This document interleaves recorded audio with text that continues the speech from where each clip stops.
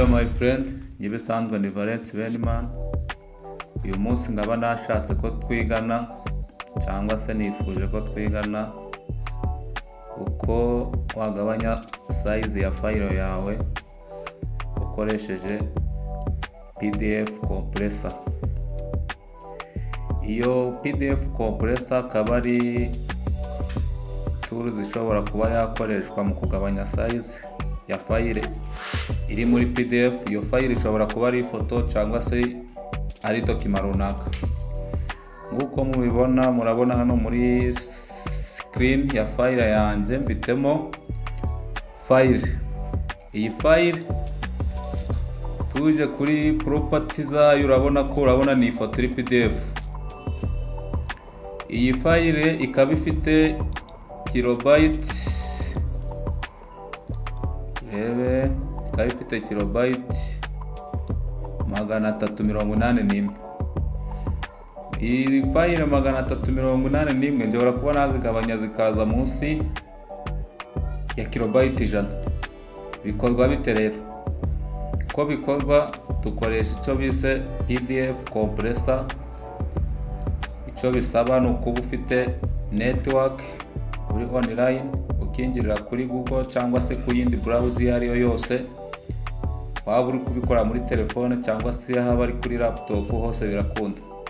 Ushobora kuba waza reka dukoresha ino browser ya Microsoft Edge.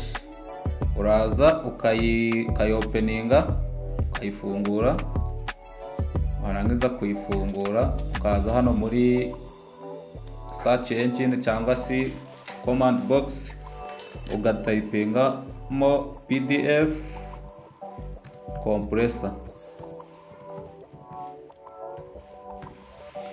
Urabona ko bahita baduhereza PDF compressor. Twe turagabanya tugendeye kuri size dukeneye.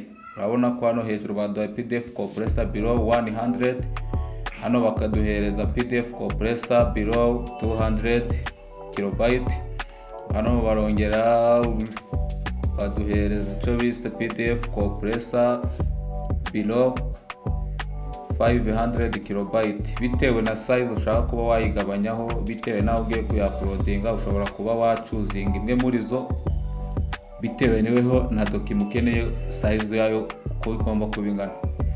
Reka twewe tuyigabanye ize iri below 100 kilobyte.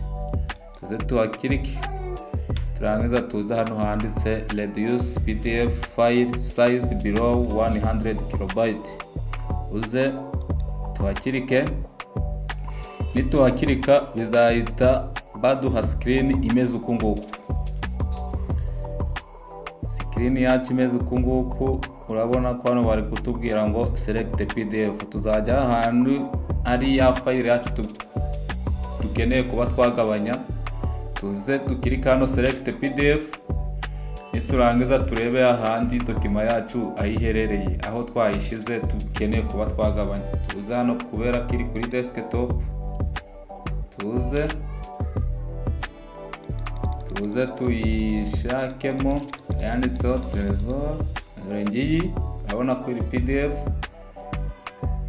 Then tuze tuyikirikeho, then dukirike open.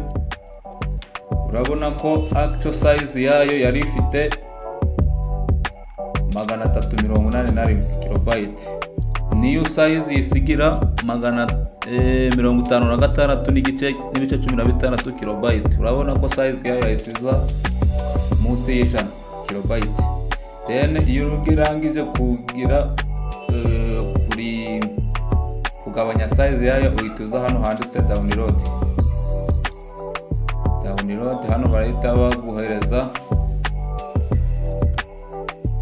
uhituza hano muri download, uza hano handitse save as. Hano ushobora kuba waza ukayirenaming, ukayihereza izina. Reka tuyite required